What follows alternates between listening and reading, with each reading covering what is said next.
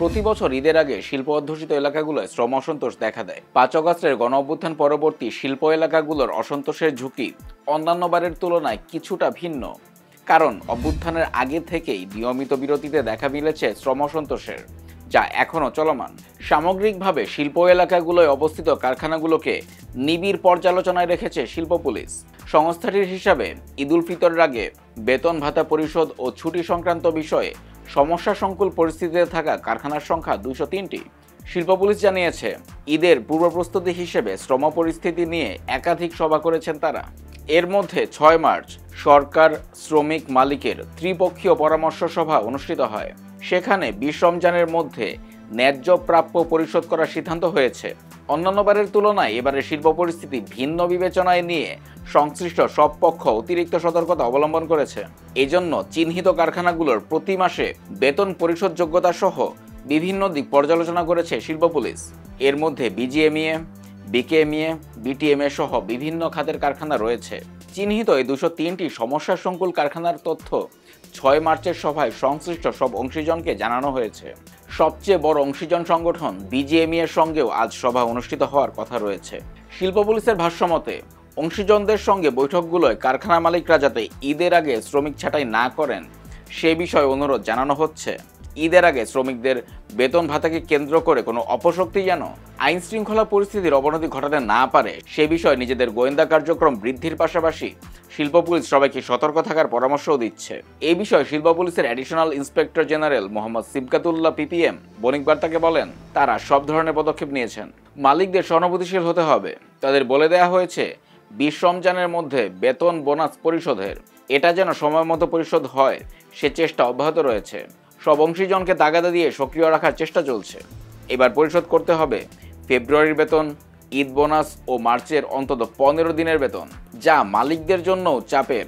সব মিলিয়ে ধারণা করা হচ্ছে এবার বিশেষ সতর্কতার প্রয়োজন। দেশে শিল্প অধ্যুষিত 8 এলাকা আশুলিয়া, গাজীপুর, চট্টগ্রাম, নারায়ণগঞ্জ, ময়মনসিংহ, খুলনা, কুমিল্লা ও সিলেটে মোট কারখানার সংখ্যা 9718। আশুলিয়ায় মোট কারখানায় 1845টি। এর মধ্যে 48টি কারখানা সমস্যা সংকুল। গাজীপুরে মোট 2195টির মধ্যে সমস্যা সংকুল কারখানা 56টি। চট্টগ্রামে শিল্প পুলিশের আওতাভুক্ত কারখানা রয়েছে 1725টি। এর মধ্যে সমস্যা সংকুল কারখানা 37টি। নারায়ণগঞ্জে মোট 1798টির মধ্যে সমস্যা সংকুল কারখানা রয়েছে 12টি। ময়মনসিংহে মোট কারখানার সংখ্যা 265। এর মধ্যে সমস্যা সংকুল 26টি। খুলনায় মোট 775টির মধ্যে সমস্যা সংকুল কারখানা 15টি। কুমিল্লায় মোট কারখানার সংখ্যা 375, সমস্যা সংকুল কারখানা 8টি। সিলেটে মোট 740টির মধ্যে চিহ্নিত সমস্যা সংকুল কারখানা 1টি। খাত ভিত্তিক বিভাজনের মাধ্যমেও এই 203টি কারখানার পরিসংখ্যান তুলে ধরেছে শিল্প পুলিশ।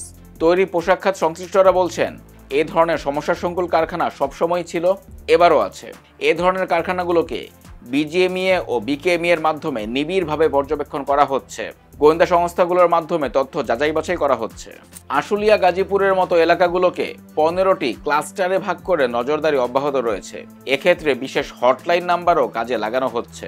জানতে চাইলে বিজিএমইএ এর প্রশাসক মোহাম্মদ আনোয়ার হোসেন বণিক বার্তাকে বলেন, অন্যান্য বারের তুলনায় এবার ঝুঁকিটা অনেক বেশি। উদ্দেশ্যপ্রণোদিতভাবে প্রতিনিয়ত একটা গ্রুপ অস্থিতিশীলতা তৈরির কাজ করছে। এদিকে এবার একসঙ্গে 3 মাসের বেতন দিতে হচ্ছে। সব মিলিয়ে যে কোনো পরিস্থিতি সামাল দিতে চেষ্টা চলছে। আনোয়ার হোসেন আরও বলেন, দুটি ইউনিক পরিস্থিতি রয়েছে এবার আসন্ন ঈদে। একটি হচ্ছে রাজনৈতিক প্রেক্ষাপটে নতুন সরকার। বর্তমান সরকার ন্যায্য পাওনা অধিকারের বিষয়ে সচেতন। পাশাপাশি আরেকটি দিক হলো এবার একসঙ্গে 2 মাসের বেতন ও বোনাস দিতে হচ্ছে, ফেব্রুয়ারি, মার্চের অগ্রিম ও ঈদ বোনাস। সব মিলিয়ে এবারে বিষয়গুলো চ্যালেঞ্জের। দেখা যাচ্ছে কোম্পানি ভালো, সচ্ছল, কিন্তু তারল্য সংকট রয়েছে। এজন্য সরকারের কাছে আবেদন করা হয়েছে প্রণোদনার টাকা দ্রুত ছাড় করতে। ব্যাংকগুলো যেন সহায়ক ভূমিকা রাখে সে বিষয়েও অনুরোধ জানানো হয়েছে। ব্যাংকগুলোরও তারল্য সংকট রয়েছে, তাই সেখানেও তারল্য সরবরাহ নিশ্চিতের জন্য সরকারের প্রতি আহ্বান জানানো হয়েছে।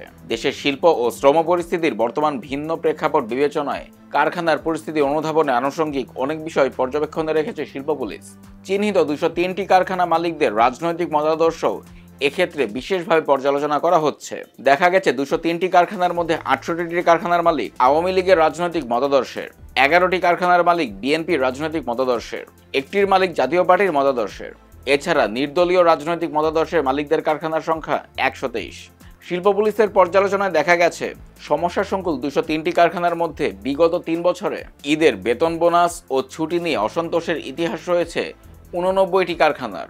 এর মধ্যে বিজিএমই এর সদস্য 42টি, বিকেএমই এর সদস্য 11টি, বিটিএমই এর সদস্য 4টি, বেবজার আওতাধীন কারখানা 7টি এবং কোনো সংগঠনের সদস্য নয় এমন কারখানা 25টি।